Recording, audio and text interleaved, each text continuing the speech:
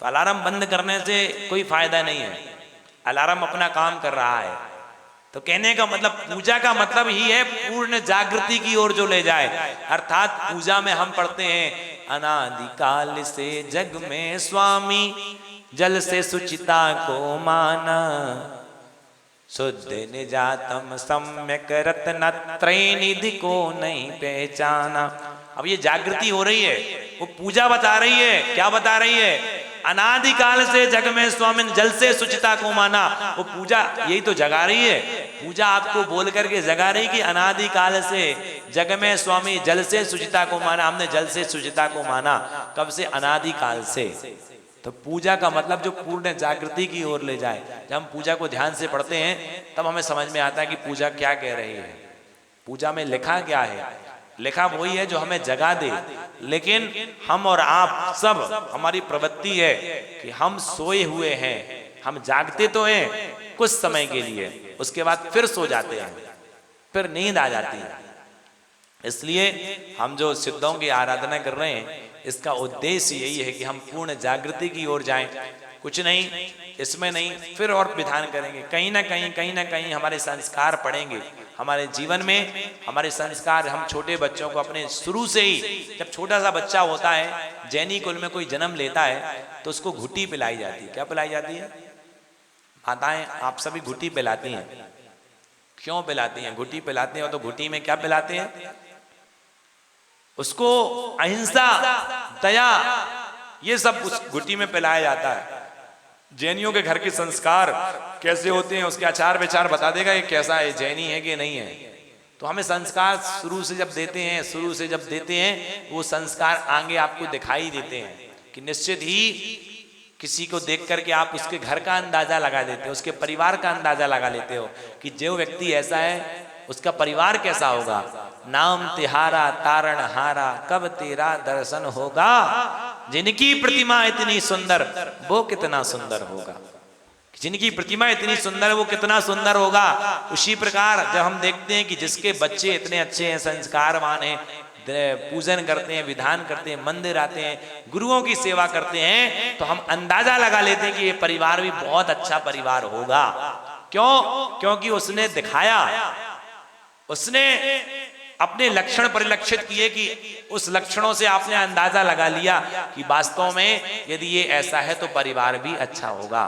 उसी प्रकार निश्चित ही शाह परिवार ने ये जो विधान कराया है तो कहीं ना कहीं इनके परिणामों की निर्मलता, भद्रता बता रही है कि विधान कराने का भाव बना है तो निश्चित ही पूरा परिवार बहुत बड़ा परिवार है ना। तो सब कहीं ना कहीं परिणामों की निर्मलता थी, भाव बनाए, तब जाकर के आज विधान यहाँ पर कर रहे हैं। और अमर मऊ वाले कहलाते हैं, इसलिए अमर मऊ में कर रहे हैं, क्योंकि कहते हैं कि कितने ही बड़े बन जाओ लेकिन जड़ से जुड़े रहना। और जड़ छोड़ दी तो कितनी ऊंचाई पर चले जाओ, एक दिन वो हवा में थोड़ी देर तो लहराती है पतंग, लेकिन पतंग फिर कट जाती है। इसलिए ये विधान भले क्वांटिटी कम हो लेकिन क्वालिटी है। अपना तो भैया अपना ही होता है, तो अपने से विशेष जुड़ाव होता है। जो अमर मऊ वाले हैं, मुझे कई लोगों के मैसेज आए, भैया अमर मऊ हो, हमारा अमर मऊ है। हमने कहा अच्छा आपका है, आप अमर मऊ गए हो? हमने कहा हाँ अमर मऊ आए हैं। तो कहने का मतलब ये है कि जब अपने गांव में, बड़े बड़े शहरों में आप कोई विधान कर लेना, जब आपके अपने विधान अपने गांव में होता है तब लगता है, हमें भी कई बार लगता है जब हम बड़े बड़े सब जगह जाते हैं, दीमापुर गए, सब जगह गए, लेकिन जब अपने गांव में अपने मंच पे बोलते हैं और जिनके सामने आपने खेला खाए बड़े हुए उनके सामने जब कुछ करते हो। अभी निर्जरा बहन है, बहुत अच्छी बोलती है, बहुत अच्छा नॉलेज है, अच्छा प्रोशन भी। तो अब अपने परिवार के बीच में जब बोलेंगे तो अच्छा लगेगा ना। सबके सामने बोलना एक अलग विषय, और जिनने आपको सिखाया है, आपको पढ़ाया है, आपको गोदी में खिलाया है।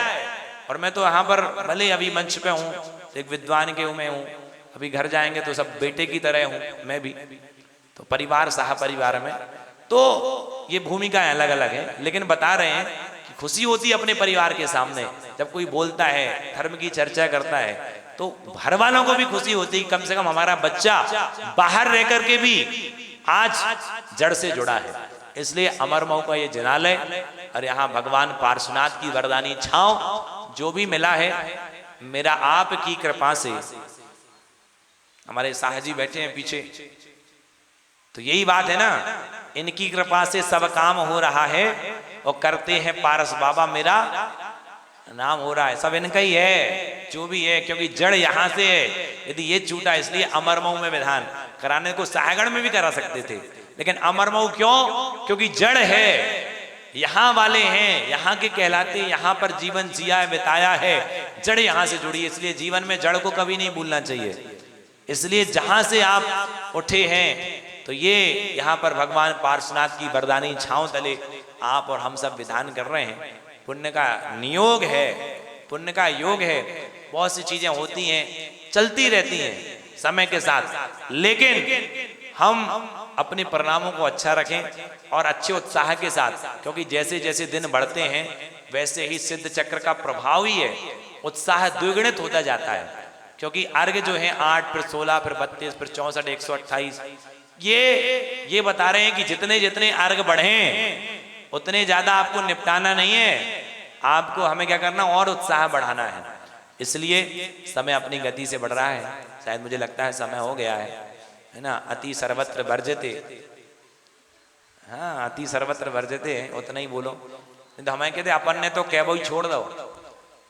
एक महाराज जी की, श्रवण सागर जी की कविता है, अपन ने तो क्या वही छोड़ दो, बात कहो वहीं जहां सुनने की भूख हो, चिंतन के परिश्रम की कीमत हो पूछो, असर ना हो तो देख हमने मुख मोड़ लो, अपन ने तो क्या वही छोड़ दो। प्रकृति ने आंख कान दो दो मुख एक दिया, देखो सुनो ज्यादा पर बोलने से रोक दिया।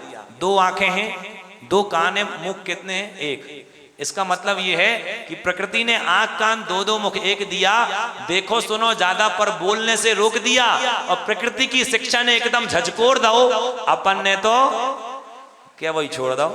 तो अब कहेंगे, बहुत कहना है, तो यही है बस। अंत में यही कहूंगा कि सिद्धों की हम आराधना कर रहे हैं, पुण्य का योग है, संयोग है तो वियोग भी होगा।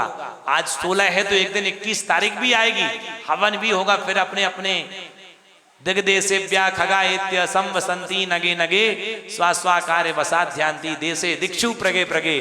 आज जितने लोग बैठे हैं हम सब एक वृक्ष के, एक पांडाल और एक भगवान के इस दरबार में बैठे हैं। इसके बाद फिर अपने अपने दिशाओं और देशों में उड़ जाएंगे पंछियों की तरह। हम और आप लोग जो मिले हैं ये नियोग है पूर्व जन्म का। कहीं ना कहीं ऐसा संयोग था, कोई माता बना, कोई पिता बना, कोई पुत्र बना, कोई बेटा बना, कोई बेटी बनी, कोई दामाद बना, कोई फूबा बुआ। ये सब क्या है? ये पक्षियों की तरह एक वृक्ष में आकर के बैठ गए हैं, लेकिन सब अपने अपने कर्मों के अनुसार अपने अपनी दिशाओं देशों में उड़ जाएंगे और फिर सब अपने अपने गंतव्य स्थान पर पहुंच जाएंगे। इसलिए हम यही कहेंगे, हमें और अपना और आप लोगों को, हम सबको अपना पता प्राप्त करना है। पता एक ही है, सिद्ध वही पता है सबका, अंतिम वही है। बीच में कितने ही हम घूम लें, हमने तो घूमी 4 गतियां, ना मानी जिनवाणी की बतियां। तो खूब घूम रहे हैं, चक्कर हैं, इसलिए घन चक्कर हैं आप और हम सब हैं। इसलिए हम बस प्रयास कर रहे हैं कि हाँ भगवान, आपकी वाणी को सुनते सुनते कभी ना कभी ये काम में आएगी। जिनवाणी कभी व्यर्थ नहीं होती। कोई कान में यदि जिनवाणी की बात पड़े तो जरूर सुनना, नहीं भी समझ में आए तो सुनना। एक बार आचार्य विशुद्ध सागर महाराज जी के पास मैं गया, मैंने कहा महाराज जी आपने हमें 47 शक्तियों वाला ग्रंथ दिया था, मुझे कुछ समझ में नहीं आया। महाराज ने बोला तुम्हें समझ में नहीं आया, इतना तो समझ में आया। हमें क्या, हाँ इतना समझ में आया कि मुझे समझ में। तो एक दिन कह रहे वो समझ में भी आएगा। जिसको इतनी समझ है कि समझ में नहीं आया तो इसका मतलब वो, हाँ महाराज जी सब बोले थे ना कि तुम अज्ञानी हो, तुम्हें ये पता है हम अज्ञानी हैं, ये ज्ञान है, इसलिए बोल रहे हो कि अज्ञानी है। इसलिए समझ में नहीं आया तो समझ में आया। इसलिए वह कोई बात नहीं, यदि आपको मेरी बात नहीं समझ में आई है कोई बात नहीं, इतनी तो समझ में आई कि नहीं समझ में आई है, एक दिन समझ में भी आएगी। गुरुवर की वाणी, जिनेन्द्र वाणी, जिन वाणी यदि हमारे कानों में गई है तो जरूर कहीं ना कहीं कभी ना कभी काम में आएगी और हम भी एक दिन अपना कल्याण कर पाएंगे। शेष चर्चा हम बाद में करें, हो गया इतना ही समय बहुत है, पर्याप्त है, फिर मिलेंगे। तो अंत में यही कहते हैं, एक कविता मैं सुना देता हूँ। क्योंकि मेरे आगे कवि हृदय लगा है, तो कवि हृदय का मतलब कुछ हृदय से कविताएं निकल जाए तो अच्छा लगता है। तो एक कविता सुनाता हूं कि सुना दें क्या? सुना दें? हाँ सुना देते हैं। अब आप लोग बोल रहे हो, सुना देते हैं। जीवन बहुत बड़ा अवसर है, जीवन में कुछ करके जाना। प्रियांक, जीवन बहुत बड़ा अवसर है, जीवन में कुछ करके जाना। अर्थहीन सांसें जी करके जीवन को मत व्यर्थ गवाना। कभी प्रलोभन के चक्कर में सतपथ को तुम छोड़ न देना। बाधाओं के आगे अपने कदमों को तुम मोड़ न लेना। भूमि हो बंजर तो जीवन बीज कभी तुम बो मत देना। चापलूसी के चक्कर में तुम कहीं योग्यता खो मत देना। अंतस में झांको अपने और स्वयं योग्यता को पहचानो। जीवन में कुछ कर जाने का मन में एक संकल्प तो ठानो। जीवन में कुछ कर जाने का मन में एक संकल्प तो ठानो। मेहनत कर दो सही दिशा में अपने कदम बढ़ाएगा। मेहनत कर जो सही दिशा में अपने कदम बढ़ाएगा। देने को ऊंचाई उसे खुद आसमान झुक जाएगा। देने को ऊंचाई उसे खुद आसमान झुक जाएगा। और एक आचार्य श्री विद्यासागर विराग सागर विशुद्ध सागर महाराज जी के ऊपर है कि भू देखा भूमंडल देखा मैंने, नदी सरोवर देखा, पर्वत की चोटी पर जाकर जाने कहां नहीं देखा। लेकिन जब से देखा तुमको तब से मुझको लगा ऐसा जैसे मैंने चलते फिरते वर्तमान महावीर को देखा। नहीं जानता कौन हो गुरुवर और कहां से आए हो। मेरे जीवन की इन सांसों में गुरुवर तुम ही समाये हो। कोई तुमको कहे दिगंबर, कोई कहता पैगंबर, कोई कुंद कुंद सा कहता, कोई कहता तीर्थंकर। सच में गुरुवर आप अद्भुत